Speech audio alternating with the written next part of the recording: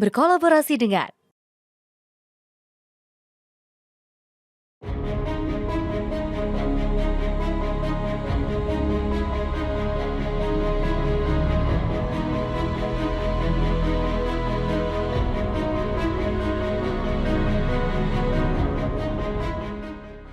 Dua Bapak Presiden kan masih banyak agenda, belum karnaval, belum yang lain-lain pasti. Insya Allah akan ada pertemuan tapi nggak hari ini. Kapan besok mungkin atau Mungkin secepatnya. minggu ini mungkin Mungkin aja karena kan jadwal Pak Presiden juga dalam rangka 17-an masih padat. pembahasannya nanti terkait apa? Ya nggak, setiap pertemuan nggak perlu ada pembahasan serius, tapi bagaimana membicarakan bangsa dan negara, silaturahmi, bertemu, cerita-cerita, makan enak. Apakah semakin dekat dengan PDI Perjuangan masuk ke pemerintahan Mbak? Dari dulu udah deket seperti kakak adik. Tapi ada kemungkinan nggak yang kali ini akan masuk karena ada kursi-kursi yang isunya akan di reshuffle gitu? Loh kan PDI Perjuangan sudah menyatakan bahwa kami akan selalu mendukung pemerintahan, mendukung Presiden Prabowo Subianto dalam membangun bangsa dan negara, dan akan meluruskan semua program-program untuk bisa menjalankan visi Presiden Prabowo Subianto agar manfaatnya bisa sebesar-besarnya untuk rakyat. Berarti ada yang disiapkan dari PDIP? Ada yang dipandatkan, ada yang disiapkan? Belum ngomong-ngomong.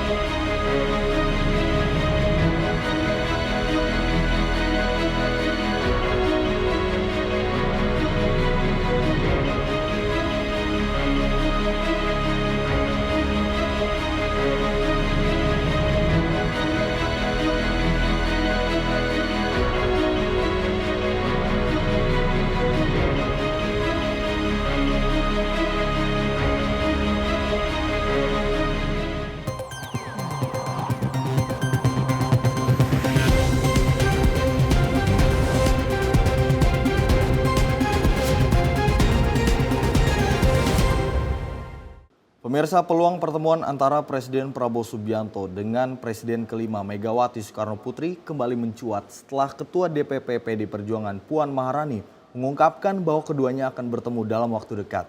Tidak hadir saat sidang tahunan MPR dan upacara kemerdekaan ke-80 di Istana Merdeka, Jakarta, Megawati justru dikabarkan kian harmonis dengan Prabowo Subianto. Sebenarnya apa yang bisa dibaca dari hubungan keduanya saat ini dan apa saja keuntungan jika keduanya berhasil bertemu kembali? Untuk itu malam hari ini kita akan membahasnya bersama dengan narasumber kita pada malam hari ini, Direktur Eksekutif Skala Survei Indonesia, Bang Abdul Hakim MS. Selamat malam Bang Ab, bagaimana kabar Bang Ab? Alhamdulillah sehat, bugar Mas Ali, tetap waras. Alhamdulillah. Bang Ab, ini setelah kemarin kita memperlihatkan atau mempertontonkan pidato kenegaraan dari Presiden Prabowo Subianto di saat sidang tahunan MPR RI 2025 dan agenda selanjutnya adalah saat upacara HUT RI ke-80 di Istana Merdeka. Ini ada yang menjadi headline selain pidato adalah tidak hadirnya Presiden kelima Republik Indonesia Megawati Soekarno Putri. Dan setelah dua agenda tersebut muncul kembali isu bahwa Prabowo Subianto dan Megawati Soekarno Putri akan kembali bertemu. Kalau Bang Ab sendiri melihat dari isu ini seperti apa Bang Ab? Baik Mas Andi, ketidakhadiran Bu Mega itu mengindikasikan satu hal, bahwa ketegangan di antara elit kita memang terjadi di dua acara penting. Yang pertama sidang tahunan MPR RI, di mana diagendakan ada pidato kenegaraan Presiden Prabowo Subianto. Kemudian di acara peringatan Hari Ulang Tahun Republik Indonesia ke-80, upacaranya dihelat sederhana di Jakarta, di Istana Jakarta, itu kemudian Bu Mega juga kembali tidak turut hadir. Memang hal ini kemudian jika ada analisis elit-elit kita, ada memang ketegangan yang terjadi di antara mereka. Faktanya akhirnya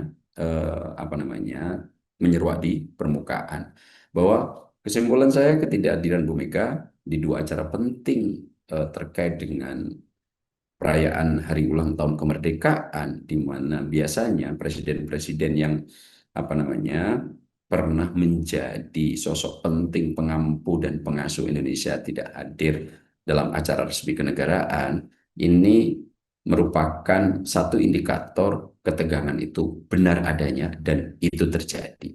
Di antara 4 presiden, 3 presiden hadir, nomor 1 Prabowo Subianto, nomor sebagai definitif ya, kemudian Presiden Joko Widodo dan Susilo Bambang Yudhoyono. Kembali Bu Mega tidak hadir. Nah, di sini kita kemudian bisa menangkap satu pesan bahwa memang ada ketegangan relasi di antara 4 presiden yang menjadi paku bumi politik Indonesia saat ini, Mas Andi.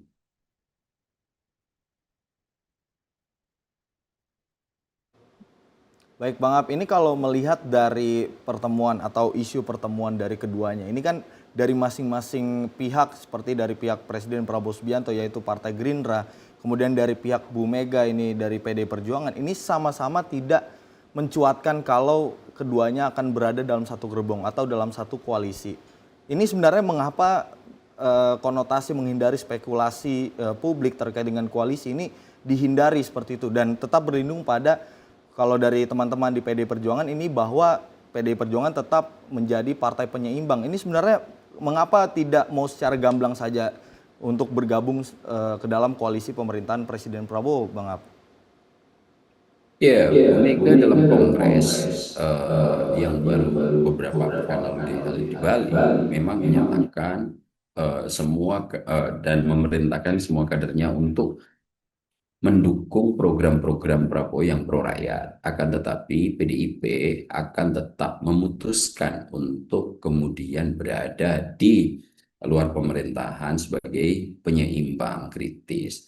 Namun sebetulnya ketika kemudian dalam beberapa hari yang lalu PDI Perjuangan, Yunto Bumegawati Soekarno Putri kembali melantik Pak Hasto Kristianto yang sudah diberikan amnesti oleh Pak Prabowo, saya melihat akhirnya PDIP kembali ke settingan default, Mas Andi.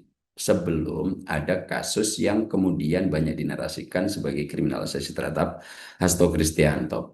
Kita tahu bahwa peta PDIP sebelum Mas Hasto ditetapkan sebagai tersangka dan sempat menjalani persidangan, bahkan sudah divonis 3,5 tahun gitu, PDIP itu terbelah menjadi 2 kelompok besar gitu. Kalau misalnya kita sederhanakan, di mana DPP ketika itu Mas Nanan memiliki peran yang cukup kuat melalui berbarengan dengan Pak Hasto Kristianto di Dewan Pimpinan Pusat PDIP, di mana kemudian itulah yang menjadi representasi kekuatan PDIP. Kemudian yang nomor 2 adalah Mbak Puan Maharani sebagai sosok yang lebih banyak berkiprah di sektor pemerintahan, terutama mewakili PDIP di Dewan Perwakilan Rakyat atau DPR. Nah, default PDIP akhirnya setelah Mas Hasto dilantik kembali, saya melihat posisinya akan kembali serupa, di mana nanti PDIP narasinya akan cukup kuat untuk tidak kemudian masuk ke kabinet, kecuali nanti ada hal-hal yang penting untuk bisa didiskusikan dan dikompromikan antara PDIP dan Pak Prabowo. Nah, pertemuan mungkin ya yang diwacanakan oleh Mbak Puan dalam konteks untuk setelah Pak Hasto Kristianto ini dilantik kembali menjadi sekjen, ada komunikasi lanjutan sehingga nanti ada pembicaraan yang Pak Prabowo ingin betul agar terjadi dan tercipta rekonsiliasi di antara elit-elit yang saat ini menegak. Indikatornya tadi, Bu Mega tidak hadir dalam 2 acara penting kenegaraan, itu bisa segera terjembatani. Di mana Pak Hasto saat ini secara definitif sudah menjadi sekjen kembali Partai Demokrat, dan ini menegaskan jabatan yang sudah begitu lama diemban oleh Pak Hasto, dan ini akan dilanjutkan kembali karena saya lihat kepercayaan Bu Mega terhadap Pak Hasto cukup luar biasa. Bahkan itu bisa kita baca di simbol kongres ketika Pak Hasto datang dalam situasi Bu Mega memberikan pidato sambutan, Bu Mega sampai menitikkan air mata. Nah, di situasi yang semacam ini saya melihat PDIP akan kembali ke setting default, dan meskipun sudah ada setting default, sudah ada prakondisi atau prasituasi yang mengawali Pak Hasto, tidak seperti sekjen yang terdahulu, bahwa Pak Hasto saat ini adalah sekjen yang diberikan amnesti oleh Presiden Prabowo Subianto dalam konteks kasus Harun Masiku. Dan mungkin pertemuan Bu Mega dan Pak Prabowo seandainya ini dihelat, saya yakin betul sebagai jembatan untuk mendiskusikan bagaimana menyikapi konstelasi politik ke depan. Kan Pak Prabowo, kita semua tahu narasinya adalah ingin membangun soliditas semua kekuatan-kekuatan politik, bahkan jika bisa tanpa ada kemudian parpol yang berada di luar pemerintahan. Semua mencoba untuk disatukan menjadi politik yang kuat demi menghadapi tantangan serius yang sudah ada di depan mata. Nah, dalam situasi ini pertemuan Bu Mega dan pertemuan Prabowo, saya menafsir jembatan rekonsiliasi baru, di mana Pak Hasto yang saat ini kembali menjadi sekjen untuk kembali berdiskusi mana kekuatan politik ke depan akan diciptakan. Di sisi Bu Mega jelas bahwa ini adalah partai penguasa, partai yang memiliki kursi terbanyak di DPR, partai yang selama ini cukup berjuang di sektor terung cilik, yang kemudian Pak Prabowo membutuhkan kekuatan PDIP yang memang menjadi partai besar di Indonesia. Nah, dua hal ini nanti kalau bisa bersinkroni, bisa bekerja sama, yakin ini bagus betul untuk pembangunan bangsa ke depan, Mas Andi. Bang Ab, ini kan sebelum dari Kongres PDI Perjuangan yang digelar di Bali, ini kan sudah ada pertemuan. Pada saat itu 7 April 2025, Presiden Prabowo Subianto sudah berkunjung ke Tengku Umar untuk bertemu dengan Presiden kelima atau sekaligus Ketua Umum PDI Perjuangan Megawati Soekarno Putri. Kemudian dilanjutkan lagi saat Hari Pancasila. Bahkan ketika pelaksanaan Kongres, ada orang terdekat dari Presiden Prabowo Subianto, yaitu Ketua Harian DPP Partai Gerindra, Bang Dasko, ini hadir langsung di Kongres dan bertemu dengan hadir saat pelaksanaan Kongres di Bali, bertemu dengan Ibu Mega. Ini dengan membawa pesan tentunya dari Presiden Prabowo Subianto. Lalu kemudian dari serangkaian pertemuan dan komunikasi yang dijalin, mengapa dari sikap PDI Perjuangan ketika saat pelaksanaan sidang tahunan MPR, kemudian pada saat upacara HUT ke-80 RI, Megawati Soekarno Putri juga tidak hadir? Sebenarnya bagaimana hubungan saat ini Presiden Prabowo Subianto dengan Ibu Mega, Bang Ab, kalau dilihat? Kalau saya melihat secara keseluruhan ya, sebetulnya Bu Mega dan Pak Prabowo tidak memiliki persoalan yang serius, di mana keduanya memiliki dinamika relasi yang cukup erat, memiliki hubungan chemistry yang cukup baik. Itu ditandai dengan misalnya Bu Mega, meskipun waktu itu hari ulang tahun Pak Prabowo nggak bisa hadir, Pak Prabowo mengirimkan bunga, Bu Mega kemudian menyambut lagi dengan mengirimkan minyak urut, begitu, dengan pesan jaga kesehatan. Sebetulnya meskipun ada kerikil-kerikil kecil soal batu tulis, kemudian soal situasi 98 gitu ya, secara keseluruhan Pak Prabowo dengan Bu Mega nggak ada persoalan serius. Nah, yang saya lihat ketegangan pernah mengalami kulminasi titik puncak itu di antara 3 presiden di luar Prabowo Subianto, yaitu Bu Mega dengan Pak SBY dan Bu Mega dengan Pak Jokowi, di mana dua-duanya sempat punya sejarah terkait dengan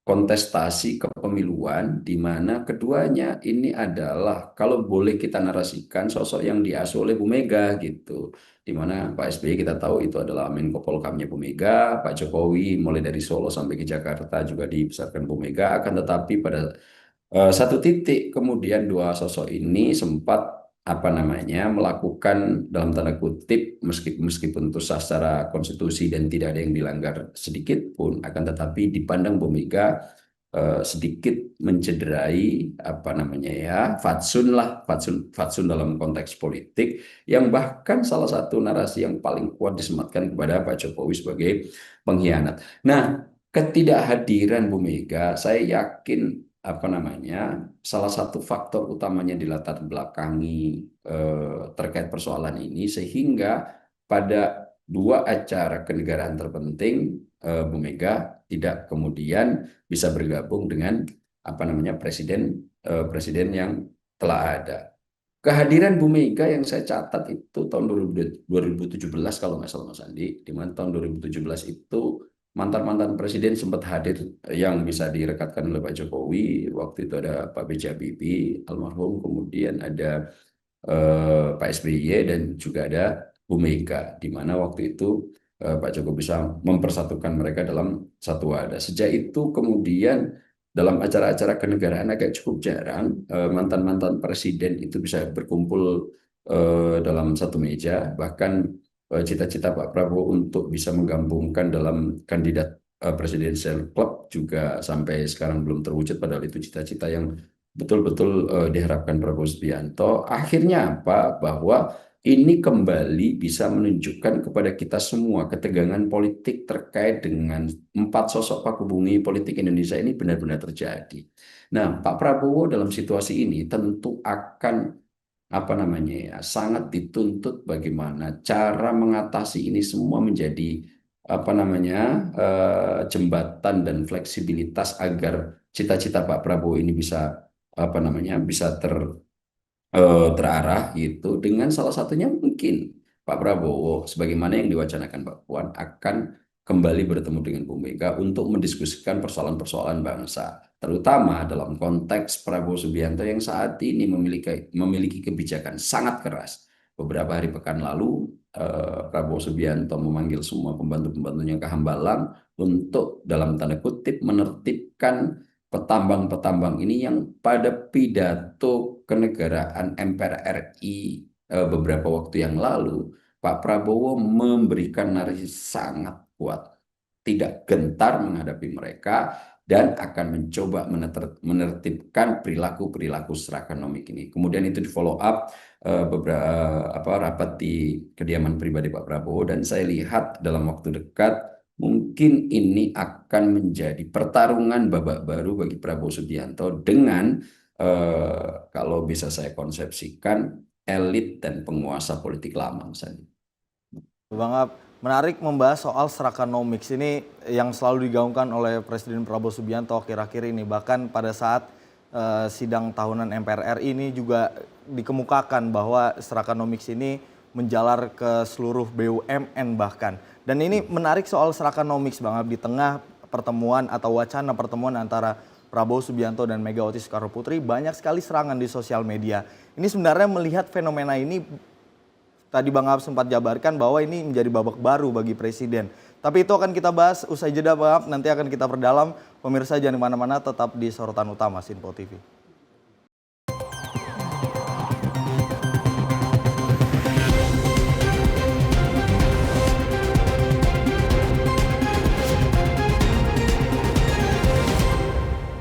Apa Kareba Makassar? Kini siaran Sinpo TV telah hadir di kota Anda, Makassar, Sulawesi Selatan. Tentunya di channel digital 28 UHF. Dan pemirsa jangan lupa untuk terus melakukan scan ulang secara berkala agar tak ketinggalan dengan berbagai informasi dan tentunya program menarik di Sinpo TV. Sinpo TV, referensi berita politik masa kini. Napa kabar Banjarmasin? Saat ini siaran Sinpo TV dapat Anda saksikan di Banjarmasin, Kalimantan Selatan di channel digital 30 UHF. Segera scan ulang saluran digital televisi Anda untuk memastikan Anda dapat menikmati program-program terbaru di Sinpo TV. Sinpo TV, referensi berita politik masa kini.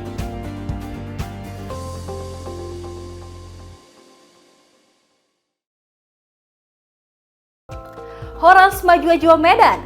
Untuk Anda yang berada di Bandar Baru, Sumatera Utara, kini Sinpo TV hadir di channel digital 28 UHF. Jangan lupa terus lakukan scan ulang secara berkala agar Sinpo TV hadir sebagai televisi terbaik di layar kaca Anda. Sinpo TV, referensi berita politik masa kini.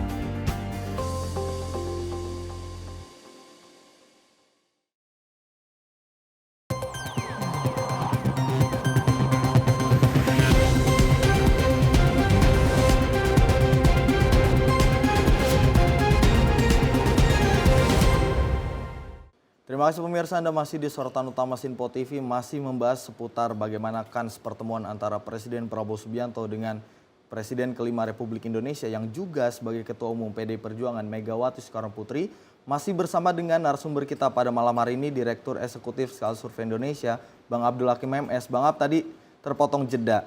Melihat tadi statement Bang Ab bahwa menjadi babak baru bagi Presiden Prabowo Subianto di tengah statementnya yang cukup keras kepada seluruh pemangku kebijakan, bahkan para oligarki dalam tanda kutip seperti itu terkait dengan Srakanomics. Di tengah situasi hangat perpolitikan bahwa Presiden Prabowo Subianto akan bertemu dengan Ibu Megawati Soekarno Putri, di sosial media sangat masif saat ini Bang Ab terkait dengan serangan yang dilontarkan kepada Presiden Prabowo Subianto. Sebenarnya ini gerakan seperti apa dan Bang Ab melihat fenomena seperti ini bagaimana Bang Ab?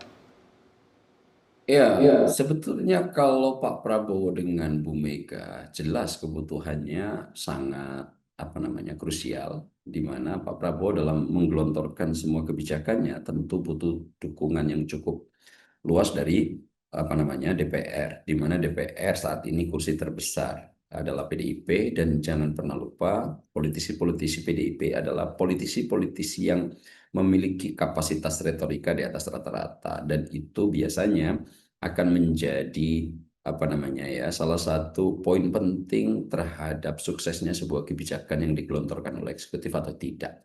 Itu dalam konteks itu. Itu kenapa kemudian Pak Prabowo dalam situasi tertentu, meskipun di tengah karakter PDIP yang agak cukup unik seperti Bu Mega ini, Pak Prabowo tidak kemudian menganggap itu sebagai variabel yang harus dipertimbangkan, dan Pak Prabowo kemudian akan tetap legowo hati untuk kemudian bisa berdiskusi secara lebih serius dengan Bu Megawati. Nah, akan tetapi saat ini masalah babak baru yang paling krusial saya lihat arahnya di antara konstelasi yang sekarang ini diupayakan oleh Prabowo Subianto, yaitu adanya emulsi politik di mana Pak Prabowo sangat berharap kita bersatu, kita konsolidatif, kita kooperatif, kita kemudian menyisingkan dengan baju secara bersama-sama, menguras pemikiran kita untuk menghadapi tantangan yang tidak sederhana ke depan, baik domestik maupun internasional.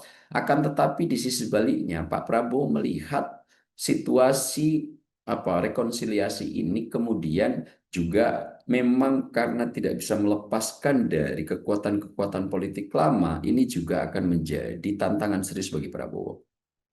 Contoh misalnya paling sederhana, di saat Pak Prabowo ingin memberikan atau mewujudkan rekonsiliasi di tengah-tengah ketegangan elit politik kita, yang saya bisa merujuk representasinya adalah 4 tokoh politik paku buminya Indonesia, itu di saat bersamaan Pak Prabowo juga sedang cukup keras mengeluarkan kebijakan yang menurut saya ini punya potensi risiko yang tidak sederhana. Ini punya potensi risiko yang tidak mudah. Kenapa? Pak Prabowo saat ini mencoba dalam tanda kutip bertarung melawan kekuatan-kekuatan politik lama, bahkan tidak hanya di sektor pengaruh, namun juga mengarah kepada sisi ekonomi, di mana Pak Prabowo dalam konteks politik ingin berharap betul ada rekonsiliasi. Akan tetapi dalam sektor ekonomi Pak Prabowo menarasikan Srakanomik dengan kemudian menempelkan di belakangnya pasal 33 Undang-Undang Dasar 45, di mana semua kekayaan negara itu nanti akan coba diambil alih negara dan dioptimalisasi untuk demi kepentingan masyarakat secara umum. Akan tetapi kebijakan Prabowo yang saat ini bisa saya konsepsikan sederhana dengan perang melawan oligarkis penguasa politik lama ini akan menimbulkan risiko yang sangat berat, di mana akan ada upaya serangan balik dari kelompok-kelompok yang selama ini cukup nyaman di zona mereka dalam konteks menikmati pengaruh politik dan juga berimplikasi terhadap penikmatan pengaruh ekonomi. Tentu mereka tidak akan tinggal diam. Contoh fakta paling sederhana, setelah Pak Prabowo mengeluarkan kebijakan yang cukup keras, yang cukup bisa dikonsepsikan melawan para oligarkis lama, banyak betul upaya delegitimasi terhadap Prabowo Subianto saat ini. Baik itu di media mainstream maupun media sosial terutama. Di mana Pak Prabowo dengan berbagai macam narasi mencoba didelegitimasi. Apapun yang tunjukkan sisi-sisi pemerintahan Prabowo adalah sisi-sisi delegitimasi. Misalnya salah satu yang saat ini viral itu adalah mengkaitkan masa lalu Prabowo dengan saat ini di tengah sukses kebijakan yang sangat menyasar piramida masyarakat paling bawah. Nah, di saat yang semacam ini sayangnya Prabowo tidak kemudian mencoba mengalihkan atau melawan narasi ini melalui media sosial, karena saya lihat upaya-upaya pendelegitimasian ini semacam orkestrasi karena narasinya sama, ada komandonya, terstruktur, dan kalau saya lihat ada narasi tunggal yang top down gitu. Nah, di sektor ini karena Pak Prabowo tidak juga memakai, misalnya saya sebut buzzer gitu untuk melawan mereka, akhirnya apa? Narasi ini leading sendirian ini. Saat ini masih betul kita lihat bagaimana Prabowo Subianto mencoba untuk diinformasikan dalam sisi-sisi bukan keberhasilannya. Kita tahu misalnya ya, saya ambil contoh, untuk sektor kemampuan kita menjadi negara yang kembali bisa melakukan swasembada pangan. Adakah narasi itu di media sosial? Adakah narasi itu masif di media mainstream? Tidak sama sekali. Saat ini bahkan misalnya dari kasus-kasus dari kejadian-kejadian yang paling sederhana aja, misalnya dalam sidang MPR misalnya, sidang tahunan. Bahkan narasi-narasinya yang di framing itu adalah narasi-narasi yang saat ini menyasar ke politisi-politisi yang dekat dengan Prabowo gitu. Ada beberapa nama, kalau nanti Mas Andi cek sendiri, banyak narasi yang kemudian ditempelkan. Bahkan soal misalnya Pak Prabowo yang pertama kali menjadi presiden yang membacakan teks proklamasi, itu pun digiring kepada sektor-sektor yang bernada peyoratif, di mana waktu itu Profesor Sumi Dasko Ahmad mengemukakan bahwa Presiden Prabowo Subianto mencatatkan sejarah di mana proklamasi itu dibacakan pertama kali oleh seorang presiden itu melalui Prabowo Subianto. Biasanya pembacaan teks proklamasi akan dibaca oleh pimpinan-pimpinan lebih lembaga tinggi negara, MPR misalnya, atau DPR atau DPD gitu. Nah, dalam sektor ini aja saya lihat yang mencuat di media sosial ini kemudian dinarasikan seolah-olah bernada peyoratif gitu. Nah, sayangnya ya Pak Prabowo saya membahasakannya terlalu baik atau terlalu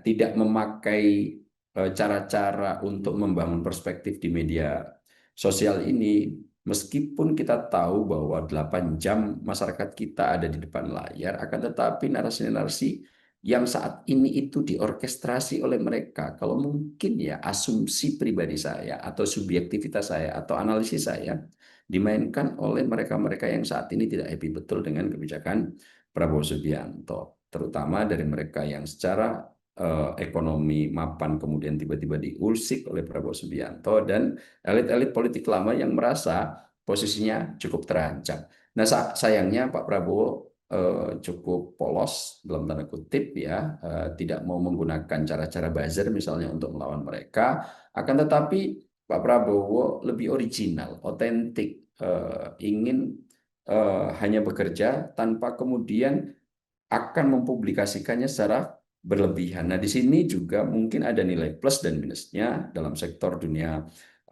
modern dan saat ini yang selalu kita diasuh oleh gadget. Mungkin ini harus perlu evaluasi dan koreksi gitu, agar narasi ini tidak leading sendirian. Pak Prabowo memang betul-betul ingin bekerja, akan tetapi sampai detik ini belum ada informasi yang bisa cukup mewakilkan Pak Prabowo terkait capaian-capaian yang sudah diperoleh. Dalam pidato kemarin Pak Prabowo sudah menyatakan keras beberapa poin-poin capaian selama setahun terakhir, kebijakan-kebijakannya selama setahun terakhir. Akan tetapi mungkin orang akan lebih nge dengan kejadian hal-hal yang remeh-temeh yang menyangkut Pak Prabowo terkait dengan kejadian-kejadian masa lalu. Nah, ini semua tentu Pak Prabowo akan menghadapi dilema keras, dan ini akan menjadi tantangan baru Pak Prabowo. Kita lihat dan kita tunggu kira-kira dalam situasi serangan balik yang dilakukan oleh kelompok-kelompok yang ingin mendelegitimasi betul power dan pengaruh Prabowo yang saat ini betul-betul tulus bekerja untuk rakyat. Menurut persepsi pribadi saya, bisakah kemudian mengelola ini secara jauh lebih mapan dan dengan melakukan seni politik yang tidak biasa. Untuk rekonsiliasi satu hal, tapi saat ini kebijakan-kebijakan Prabowo yang kemudian banyak mendapatkan serangan balik ini tentu akan menjadi lain hal yang kembali harus ditangani oleh Prabowo Subianto dengan seni politik yang tinggi, Mas Andi. Bang Ab, ini kan kalau melihat dari wacana pertemuan antara kedua tokoh ini Bang Ab, ini kan sama-sama masih menyocokkan waktu. Nah, menyocokkan waktu ini juga sebenarnya kalau saya membacanya Bang Ab, ini nanti saya akan tanyakan ke Bang Ab juga perspektif Bang Ab seperti apa. Apakah mencocokkan waktu ini melihat situasi politik saat ini Bang Ab? Karena kan di tengah tadi yang sudah Bang Ab jabarkan, ada beberapa pihak yang mungkin saja elit-elit politik ini merasa khawatir dengan pertemuan antara Pak Prabowo dengan Bu Megawati.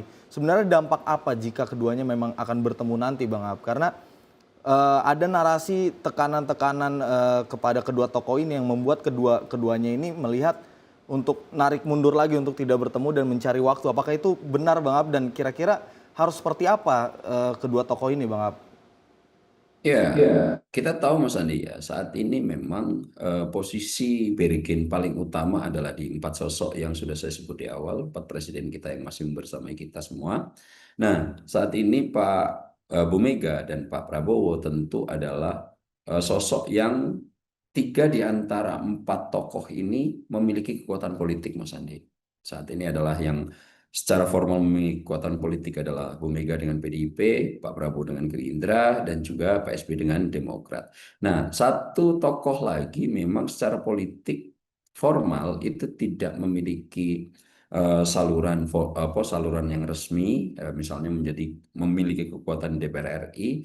Akan tetapi kita tahu selama 10 tahun terakhir Pak Jokowi mampu mencengkeramkan semua jejaring-jejaringnya dalam lini kekuasaan yang ada. Itu kenapa kemudian kita tahu indikatornya Pak Prabowo ketika memberikan amnesti dan abolisi, kalau kita deteksi semua yang sakit hati dan memberikan serangan bertubi-tubi melalui delegitimasi kepada Prabowo Subianto, jika kita track secara rekam jejaknya adalah mereka yang pernah terafiliasi untuk mendukung Jokowi dengan cukup serius.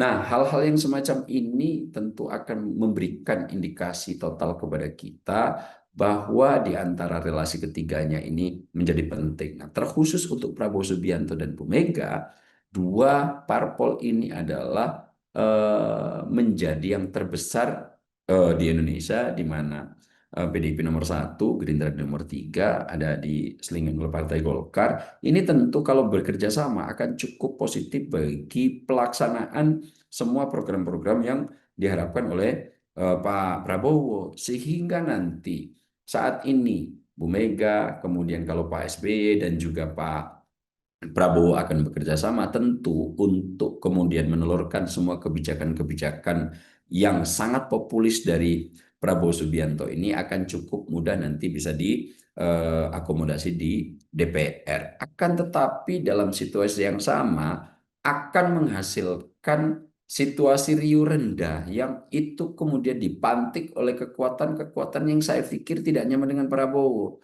Kita lihat ya dalam beberapa hari terakhir saat ini gerakan-gerakan yang mungkin dalam tanda kutip sedang diupayakan untuk mendelegitimasi dan mengganggu Prabowo Subianto banyak. Misalnya kasus-kasus yang saat ini dipantik melalui apa yang terjadi di Pati, apa yang terjadi di Bone gitu ya, di mana situasi riuh rendah pentas politik akan coba digoyang melalui daerah, di mana sasaran utamanya kalau saya lihat itu hal-hal yang memang bisa memantik rasa marah begitu ya.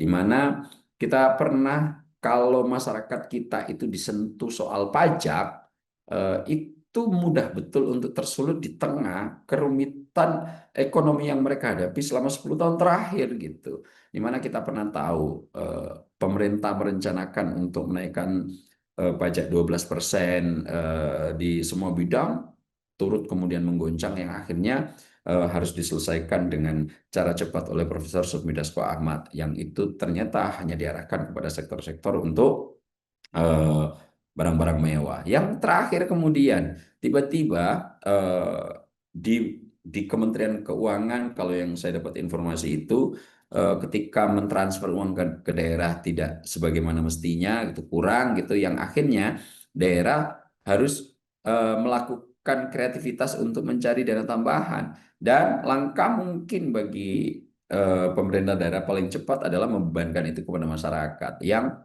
naiknya juga gila-gilaan drastis itu. Tentu ini akan sangat mudah menyulut emosi masyarakat. Nah, situasi masyarakat yang kayak begini dimanfaatkan total untuk disulut dan dipantik, dan akhirnya terjadilah apa yang kita lihat di Pati, kemudian apa yang kita lihat di Bone. Nah, mungkin ini dijadikan alat bargain oleh salah satu kekuatan politik agar kemudian betul-betul tidak terpental dari orbit kekuasaan Prabowo Subianto. Nah, saya melihat Mas Andi, situasi ini akan kemudian makin kerap dialami oleh Prabowo Subianto, dan saya berharap ini menjadi alarm dini untuk kemudian Pak Prabowo segera menyadari dan segera melakukan rekalkulasi terkait peta-peta kekuatan politik yang ada. Dan kita tahu saat ini juga cukup kaget, Ketua Joman Noel sedang OTT KPK di Jakarta. Kasusnya nanti coba saya baca lebih lanjut, kalau nggak salah terkait penyuapan gitu ya, atau pemerasan gitu. Nah, ini juga kalau saya kaitkan dengan konstelasi dan restrukturisasi ulang yang dilakukan Prabowo, sangat bisa dikait-kaitkan, Mas Adi. Ya baik Bang Ab, artinya memang jelang pertemuan antar kedua tokoh bangsa ini memang gejolak politik selalu mencuat kembali. Ada kasus yang kembali dibuka seperti itu, kasusnya Bang Noel, kemudian ada juga serangan masif dengan narasi-narasi tekanan di media sosial. Ini cukup masif dilakukan oleh kelompok-kelompok yang tentunya sampai saat ini juga agak sulit dideteksi siapa sebenarnya pelakunya seperti itu. Nah, namun Bang Ab tadi sempat Bang Ab cungkil sedikit soal bagaimana peta perpolitikan atau kekuatan politik nasional ke depan setelah nanti keduanya bertemu. Tapi nanti kita akan perdalam Bang Ab usai jeda. Pemirsa jangan kemana-mana, tetap di Sorotan Utama Sinpo TV.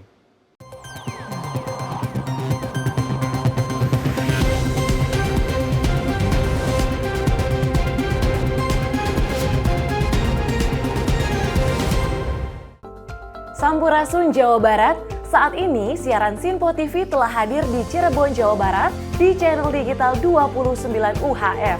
Segera scan ulang saluran digital televisi Anda untuk memastikan Sinpo TV tetap selalu ada di layar kaca Anda. Sinpo TV, referensi berita politik masa kini.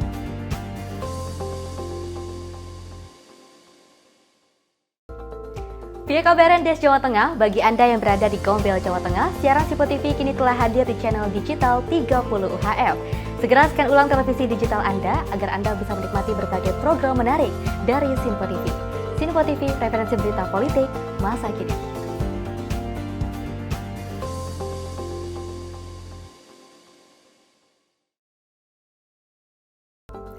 Via kabaran Des Jawa Tengah, untuk Anda yang berada di Gombel, Jawa Tengah, siaran Sinpo TV kini telah hadir di channel digital 29 UHF. Segera scan ulang saluran televisi digital Anda agar Anda bisa menyaksikan berbagai program menarik dari Sinpo TV. Sinpo TV, referensi berita politik masa kini.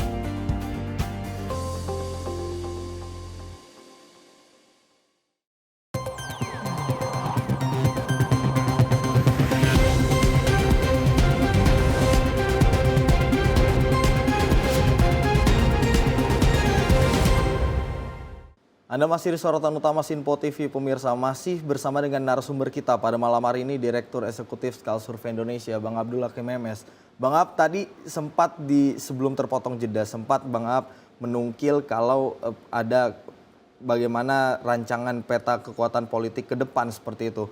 Nah, kalau dijabarkan Bang Ab, dari keempat presiden yang ada saat ini, ada Presiden kelima Republik Indonesia, Megawati Soekarno Putri, yang juga sebagai Ketua Umum PDI Perjuangan, kemudian ada Pak SBY yang cukup aktif di Partai Demokrat menjadi Ketua Dewan Pembina, kemudian ada sisi Pak Jokowi yang sampai saat ini belum ada partai politik. Melihat dari keempat presiden, tentunya Presiden Prabowo Subianto menjadi Ketua Umum Partai Gerindra, Bang Ab. Ini melihat dari peta kekuatan politik masing-masing presiden ini, Bang Ab, melihatnya ke depan akan seperti apa di tengah wacana pertemuan Prabowo Subianto dan Megawati Soekarno Putri, Bang Ab?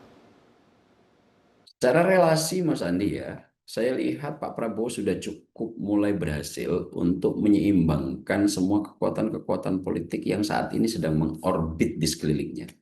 Pak Prabowo telah bisa melakukan penyesuaian dalam tanda kutip, di mana kerap kali dalam setahun terakhir dinarasikan Pak Jokowi adalah salah satu kelompok kekuatan politik yang lebih mencuat ke permukaan dibandingkan kekuatan-kekuatan politik yang lain di sekeliling Prabowo Subianto.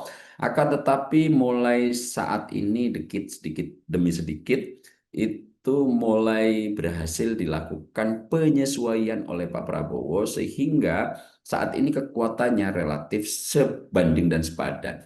Nah, untuk melakukan penyesuaian atau menyeimbangkan dalam konteks relasi kekuatan yang ada di sekeliling Pak Prabowo Subianto, kita tahu di awal-awal 6 bulan pertama pemerintahan narasinya banyak kekuatan-kekuatan yang dipandang berseberangan dengan Pak Jokowi kemudian dikriminalisasi. Banyak analisis yang mengarah ke sana. Banyak pengamat yang mengatakan bahwa kasus Tom Lembong, kemudian kasus Hasto Kristianto adalah buah tangan dari Pak Jokowi yang kemudian diintervensi oleh Prabowo Subianto untuk dinetralkan, disesuaikan biar tidak terlalu leading sektor, tidak terlalu menonjol, diberikan amnesti dan abolisi. Ini adalah babak yang menurut saya catur politik dengan seni tingkat tinggi, kombinasi permutasi langkah yang diambil oleh Prabowo Subianto dengan berbagai macam kalkulasi. Nah, sejak itu saya lihat kemudian leading sektor Solo yang dipandang lebih mencuat ke permukaan mulai bisa diseimbangkan, mulai disesuaikan. Nah, dalam waktu bersamaan muncul terus narasi bahwa Pak Prabowo akan segera bertemu dengan Bu Megawati. Ini sebagai langkah antisipasi penyeimbang karena secara formal Pak Prabowo sangat membutuhkan PDIP dalam tanda kutip karena dengan jumlah kursi di atas 100 atau 110 tepatnya kalau nggak salah itu yang dimiliki PDIP di parlemen akan sangat membantu dalam konteks menyukseskan kebijakan-kebijakan yang akan rencanakan dan diupayakan oleh Prabowo Subianto. Kita tahu misalnya nyusun anggaran butuh DPR, kemudian undang-undang yang lain juga butuh DPR, untuk pemilihan-pemilihan pejabat-pejabat tertentu juga butuh DPR. Tentu sinkronisasi antara eksekutif dan legislatif sangat dibutuhkan. Dalam konteks inilah kebutuhan Pak Prabowo untuk kemudian terus selaras dengan Bu Megawati. Secara personal Pak Prabowo baik, kemudian sejauh ini selama setahun terakhir saya belum menemukan deteksi terkait dengan perlawanan keras dalam tanda kutip PDIP terhadap program-program Pak Prabowo, di mana kita tahu di parlemen PDIP sangat direpresentasikan oleh Mbak Puan Maharani. Dalam sektor ini Pak Prabowo dengan Bu Mega, untuk PDIP, jika representasinya kita lihat ke DPR, semua kebijakan-kebijakan Pak Prabowo didukung penuh, dan ini tentu saya mengasumsikan secara pribadi Pak Prabowo cukup berterima kasih dengan semua geliat misalnya menyusun APBN terkait program-program populis Pak Prabowo. Tidak ada kemudian reduksi atau resistensi secara berlebihan dari PDIP di parlemen, bahkan mendukung dengan penuh apa yang direncanakan dan diupayakan oleh Prabowo Subianto. Nah, ke depan Pak Prabowo PR-nya di mana kekuatan-kekuatan yang saat ini waktu itu menonjol, kemudian disesuaikan, sekarang turun menjadi seimbang sekarang di sekeliling Prabowo Subianto. PR berikutnya adalah bagaimana Prabowo kemudian mengelola emulsi yang sudah tercipta, yang bahasa saya sudah mulai berhasil ini, untuk tidak kemudian mereka melakukan upaya sabotase dalam tanda kutip, agar apa namanya ya, yang tidak nyaman dengan Prabowo Subianto tetap bisa diseimbangkan. Ini karena saya lihat ya kekuatan-kekuatan politik yang di sekeliling Prabowo ini, meskipun di permukaan tidak terlalu terlihat, akan tetapi di belakang memulai memainkan sesuatu yang mungkin target utamanya adalah untuk membuat Prabowo Subianto kehilangan delegitimasi. Dan setelah saya mendapatkan informasi, ada upaya yang narasi Pak Prabowo biar usianya tidak sampai pemerintahnya 2 tahun, mulai digerakkan ini. Nah, waktu itu saya agak menafikan informasi terkait dengan ada yang menyatakan settingan Pak Prabowo hanya akan memerintah selama 2 tahun, setelah itu nanti entah dengan cara apa akan mulai diakhiri masa pemerintahan dan kemudian kekuasaan akan kembali berganti dan berlanjut pada kekuatan-kekuatan politik lama. Akan tetapi indikatornya jika kita lihat dari pergerakan dan apa namanya, analisis-analisis yang bisa kita rujuk pada orang-orang kredibel, ternyata itu tidak isapan jempol gitu. Nah, saya berharap betul yang kayak begini-begini nanti tidak menjadi apa namanya ya, tujuan utama dari kekuatan-kekuatan politik ini, karena ini akan sangat tidak baik bagi masyarakat. Dan secara lebih jauh, Pak Prabowo dituntut betul untuk segera bisa mencari formulasi baru bagaimana caranya agar situasi-situasi yang saat ini sedang mengarah ke dirinya berupa serangan balik dari kekuatan-kekuatan yang saat ini memang betul-betul sedang dirapikan Prabowo dengan konsep serakanomik, yaitu kaum-kaum yang saat ini telah banyak menghisap kekayaan negara kita, bahkan di beberapa sektor tambang misalnya sampai 1.000 triliun, Pertamina 1.000 triliun dan lain-lainnya, itu baru beberapa sektor ini mencoba lagi di apa namanya tertibkan oleh Prabowo Subianto. Tentu mereka tidak akan tinggal diam. Ceruk apa namanya rezeki atau ceruk material yang selama ini mereka bisa nikmati dengan leluasa kemudian akan coba diambil alih oleh negara. Contoh paling sederhana, tanah-tanah negara 3,1 juta hektar sudah bisa diambil kembali oleh Prabowo Subianto dari mereka kaum-kaum oligarkis yang dipandang tidak sesuai dengan aturan. Mungkin ini Pak Prabowo akan bergeser ke sektor tambang ini. Nah, ini saya sangat meyakini situasinya akan lebih dramatis lagi. Mungkin kekuatan-kekuatan ini akan perang lebih gencar lagi, dan saya berharap mitigasi Prabowo Subianto sudah dilakukan dengan cukup memadai. Karena kalau tidak, nanti perang di antara perlawanan-perlawanan counter ini bisa sangat mencederai dan mengganggu ketertiban masyarakat. Di luar itu, saya hanya apa namanya memperingatkan kepada masyarakat, gitu, mengajak kita semua untuk kemudian lebih aware terhadap informasi yang diberikan, karena saya kok menilai dalam waktu yang tidak akan lama akan ada perang narasi besar, Mas Andi, di antara di kancah ranah pentas politik kita terkait dengan upaya restrukturisasi dan penyeimbangan kekuatan-kekuatan yang selama ini sudah mapan dan mencoba diusik kalau bahasa saya, atau ditertibkan atau dimanfaatkan lebih banyak untuk kepentingan negara oleh Prabowo Subianto. Dan patut kita tunggu nanti, dan apa namanya akan kita diskusikan lagi squel-squel apa nanti langkah-langkah yang akan dilakukan oleh mereka-mereka yang mencoba melawan pemerintahan Prabowo atau upaya Prabowo dalam menyikapi situasi-situasi yang sedang menggejala dan melingkupi pemerintahannya, Mas Andi. Baik, Bang Ab, itu menarik tadi soal prediksi Bang Ab. Kalau dalam waktu dekat, ini kan menjelang pertemuan kedua tokoh ini, bahkan dalam waktu dekat kata Bang Ab tadi akan ada serangan-serangan yang begitu masif terhadap Presiden Prabowo Subianto.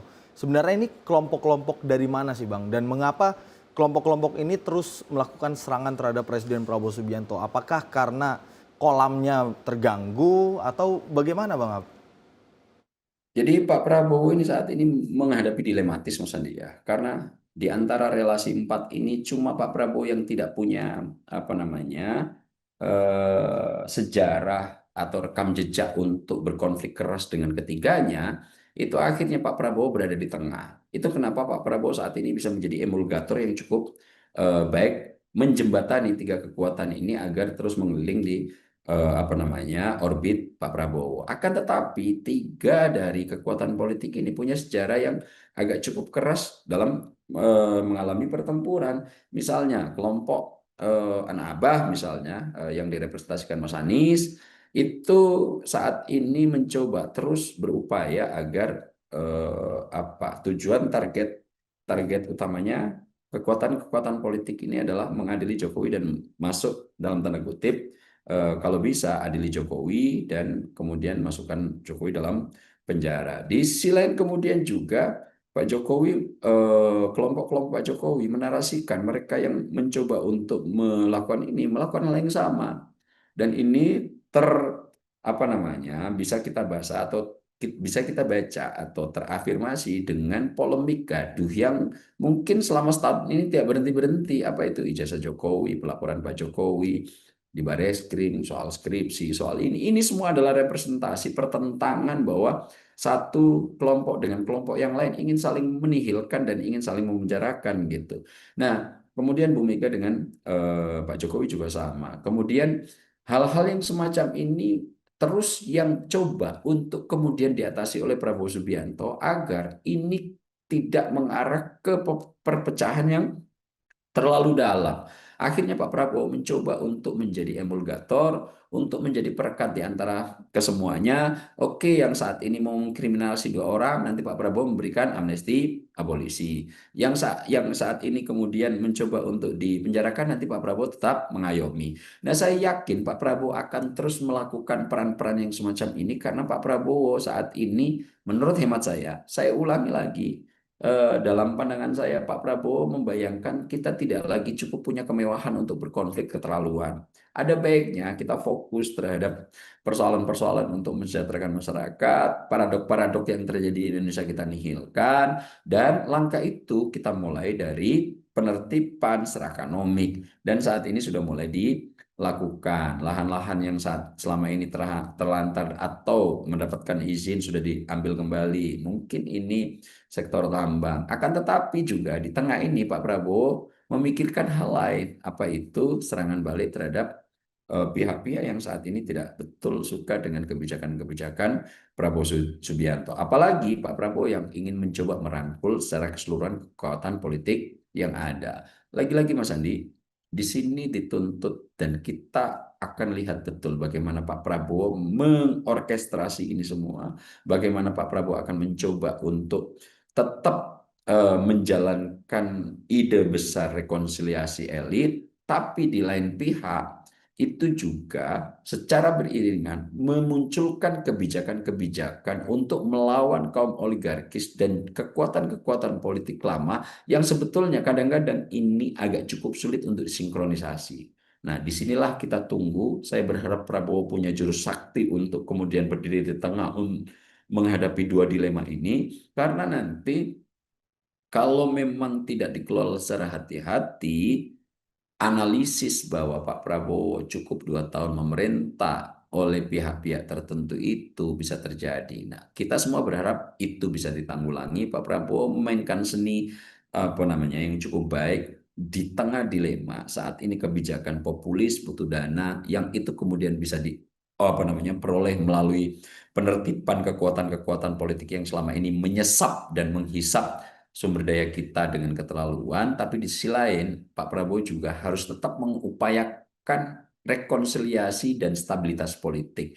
Nah, 2 hal ini agak cukup sulit bisa berjalan berbarengan, akan tetapi kita lihat apakah Prabowo Subianto mampu melakukannya dengan seni politik yang tinggi, Mas Adit. Baik Bang, tentunya rekonsiliasi antar tokoh ini tentunya kita harapkan ke depannya, dan tentunya ini juga dapat berdampak positif bagi kehidupan berbangsa dan bernegara ke depan. Bang Ab, sekali lagi terima kasih banyak sudah mau berbincang malam hari ini. Tentunya nanti kita akan bahas lagi isu-isu yang lebih mendalam, karena sepertinya kalau tadi yang Bang Ab menjabarkan, saya mengasumsikannya kayaknya isu terkait dengan Jokowi versus everybody ini kayaknya akan cukup panjang perjalanannya. Bang Ab, sekali lagi terima kasih banyak. Sehat selalu Bang Ab. Terima kasih Mas Andi.